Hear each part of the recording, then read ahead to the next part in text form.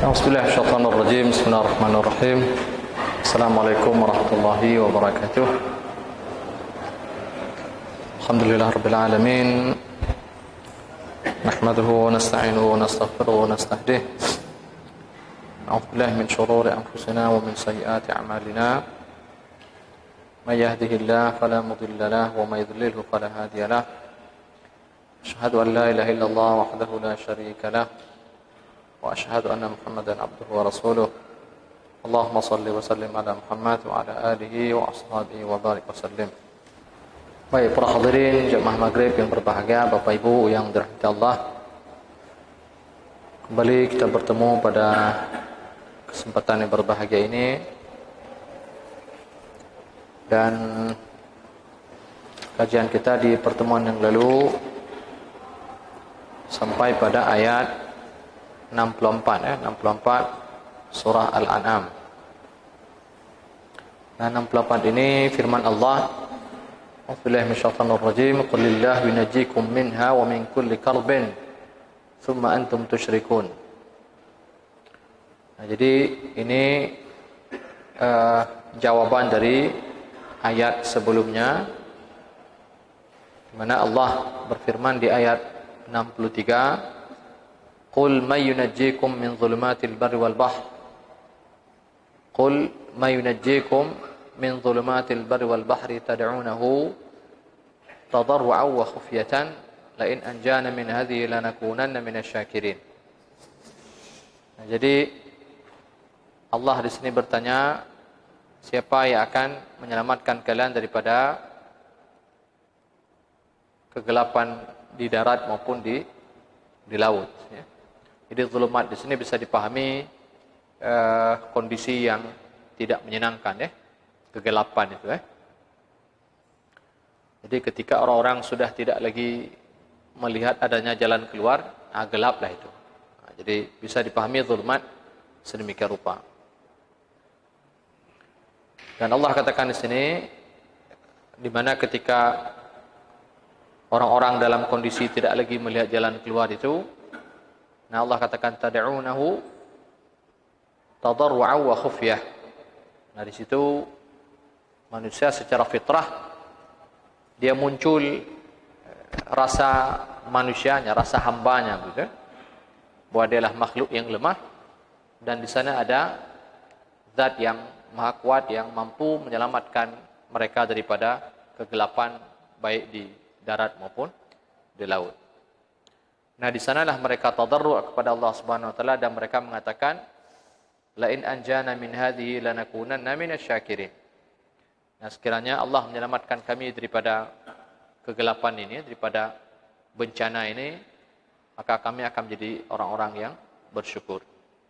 Nah, walaupun nanti dalam kenyataannya mereka tidak seperti yang mereka ucapkan. Jadi mereka tidak menepati janji mereka menjadi orang yang bersyukur, jadi orang-orang yang kembali kepada Allah Subhanahu wa taala. Mereka terus saja melakukan kemaksiatan setelah tadinya Allah menyelamatkan mereka dari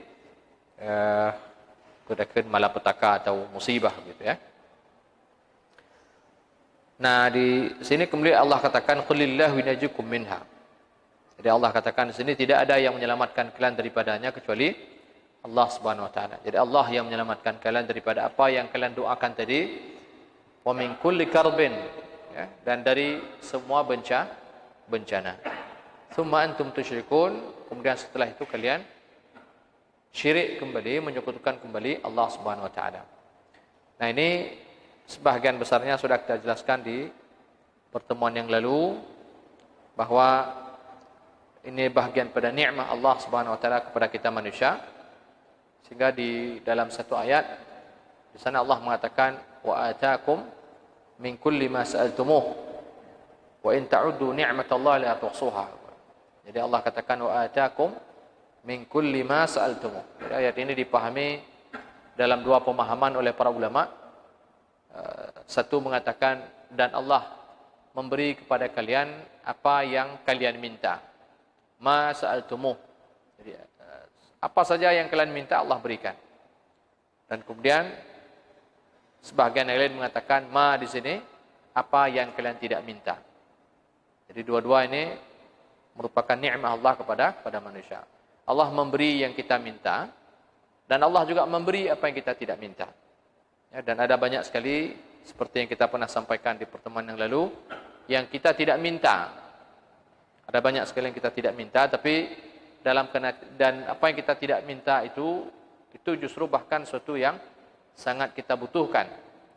Nah, namun dalam kenyataannya meskipun manusia tidak meminta, Allah tetap memberi kepada hambanya. Ya.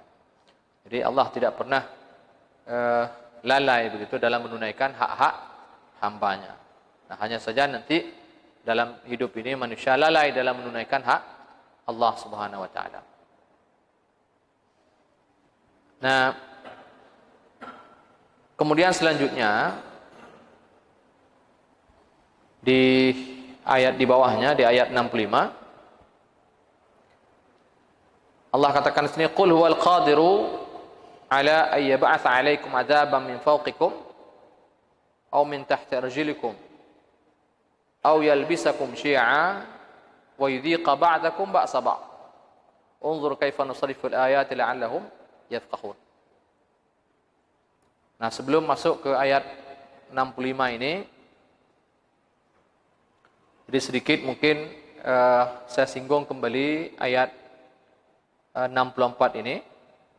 Qulillahu yunajjikum minha wa min kulli karbin thumma antum tusyrikun. Ya. Jadi berdoa tidak berdoa, Allah akan menyelamatkan manusia ini kalau memang itu menjadi hak mereka untuk diselamatkan. Ya. Artinya kalau itu memang takdirnya dia binasa, maka itu Allah tidak pernah menyelisihi daripada pengetahuannya, gitu kan? Jadi kalau memang dasarnya dia binasa, ya binasa, begitu ya. Nah, tapi kalau itu jatahnya dia akan diselamatkan, meskipun dia tidak berdoa kepada Allah untuk diselamatkan, Allah tetap akan menyelamatkannya. Nah, kita singgung tempoh hari dengan kondisi kita pada hari ini, dan meskipun kita hari ini tidak meminta dan berdoa kepada Allah untuk Allah menyelamatkan kita, kalau memang jatahnya suatu hari kita yang akan diselamatkan, Allah akan selamatkan. Nah, tetapi adab kita kepada Allah, para hadirin, kita tidak menunggu Allah menyelamatkan. Nah, tetapi kita tetap meminta pertolongan kepada Allah Subhanahu wa taala. Dan kita sudah sampaikan di pertemuan yang lalu bahwa doa ini bukan semata-mata untuk hajat kita ya, dalam hidup ini, tapi doa ini juga sebagai bukti tauhid kita kepada Allah Subhanahu wa taala. Jadi doa ini sebagai bukti dekatnya seorang hamba dengan Allah Subhanahu wa taala. Ini bukti bahwa kita bertuhan dengan doa. Jadi walaupun kita ini mampu ya, kita tetap baca bismillah. Jadi bismillah itu oleh para ulama memaknai sebagai, jadi kita meminta tolong dengan Allah Subhanahu wa taala. Nah, jadi tanya mengikutkan Allah dalam pekerjaan kita. Jadi kita meminta pertolongan, itu salah satu daripada makna ketika kita mengucapkan bismillah. Apakah kita sambung bismillahirrahmanirrahim atau kita tidak sambung. Jadi itu tersirat di sana bahwa seseorang ketika mengerjakan sesuatu, dia memohon agar Allah menolong ataupun membantunya dalam pekerjaan ataupun perbuatan tersebut. Walaupun memang secara zahir kita mampu melaksanakannya. Kita hal-hal sederhana lah ya, kita mampu melaksanakannya. Jadi tapi kita juga meminta pertolongan daripada Allah Subhanahu wa taala. Karena kalau ditinjau dari segi hakikat juga para hadirin, meskipun secara lahir kita mampu, tapi sah-sah saja Allah membuat kita tidak mampu. Ya, dia mentangnya. Jadi kita minum air mungkin terasa sederhana begitu kan? Tajib ya. Masuk dalam mulut, sebentar lagi kita pergi buang air. Jadi masuk, buang. Kita akan merasa sederhana itu, tapi sebenarnya tidak sederhana. Kalau Allah tidak ikut dalam proses itu, berapa banyak orang minum tapi tidak keluar. Terpaksa disedot ataupun pergi cuci darah. Jadi tidak sederhana juga sebenarnya. Cuman tanya kadang-kadang lupa pada hakikat itu. Makan juga begitu. Kita merasa mungkin sederhana. Makan sudah, nanti kita pergi ke kamar mandi, buang hajat. Kita pikir sesederhana itu, tidak sesederhana itu. Jadi dulu ada cerita kecil. Jadi Harun Ar-Rasyid, ya, pernah ditanya oleh seorang penasehatnya. Beliau ditanya, jadi beliau meletakkan gelas kecil yang terisi air di sebelahnya, dan penasehat ini mengatakan, wahai khalifah, sekiranya di dunia ini tidak ada air kecuali hanya segelas ini, apa yang bakal engkau berikan untuk mendapatkan segelas ini? Ini dua-dua orang pandai ini. Penasehatnya orang alim, Harun ar-Rasyid ini juga orang alim. Lalu kemudian beliau mengatakan, sang khalifah mengatakan, aku akan memberikan separuh kerajaanku untuk bisa mendapatkan air itu. Nah, di sini poinnya adalah betapa penting air dalam kehidupan. Nilainya sebenarnya tidak bisa diukur dengan, kalau hari ini kita kan mengatakan ini kan cuma barang 3-4 ribu begitu kan. Sebenarnya tidak segitu harganya. Nah, lalu kemudian sang penasihat kembali mengatakan, air sekarang sudah khalifah minum, sudah Anda minum. Dan sekarang air itu ada di dalam tubuh khalifah, sang tuan. Lalu kemudian air itu tidak mau keluar. Apa yang akan Anda lakukan untuk bisa mengeluarkan air itu? Lalu khalifah mengatakan, bukankah aku masih memiliki separuh daripada kerajaanku? Ya betul, aku akan memberikan separuhnya lagi untuk mengeluarkan air. Nah, jadi ini pelajaran saja. Dan harga air lebih mahal daripada itu. Nah, tapi kenapa bagranya apa? Kita kan menganggap sepele ini. Tapi orang yang paham tentang itu, segelas air untuk masuk ke dalam tubuh dan keluar dari tubuh, dia harganya lebih mahal daripada seluruh kerajaan Abbasiyah itu. Yang luasnya itu bisa jadi lebih luas daripada 2 kali Indonesianya, Republik Indonesia ini. Jadi ini nikmat Allah para hadirin, tapi berapa banyak kita menyadari ini, dan itulah di antara maksud ketika seorang mengucapkan bismillah dalam setiap semua perbuatannya. Kita menganggap sepele, tidak sepele sesungguhnya, ya. Sangat tidak sepele. Karena Allah berkuasa di atas seluruh hambanya. Allah berkuasa penuh ke atas kita ini. Puan mentang juga pelaku katanya. Kita menduga sebenarnya sederhana, sebenarnya tidak sederhana. Begitu juga dengan contoh-contoh yang lain. Ya, makanya kembali kita katakan, kita perlu di sini berdoa, begitu kan? Jadi perlu kita menggantungkan diri ini kepada Allah Subhanahu wa taala dalam segala hal. Jadi bentuk tawadhu kita juga ya kepada Allah Subhanahu wa taala. Ini bahagian daripada ibadah kita kepada Allah Subhanahu wa taala. Jadi jangan sampai Allah menyelesaikan urusan kita ini dan kita tidak pernah berdoa kepadanya untuk menyelesaikan masalah kita. Jadi jangan sampai seperti itu. Jadi maka terus berdoa para hadirin, baik dalam keadaan senang maupun dalam keadaan sempit. Maka Allah ingat, doa bukan hanya dalam keadaan sempit, dalam keadaan senang juga demikian. Nah, cuman malangnya kadang-kadang manusia dalam keadaan sempit dia lupa.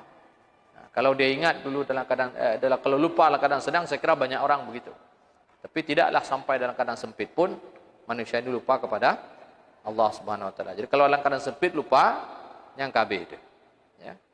Maka Allah akan menyelesaikan masalah ini, dan di hujungnya Allah akan memperlakukan kita barangkali sama dengan Allah memperlakukan orang kafir.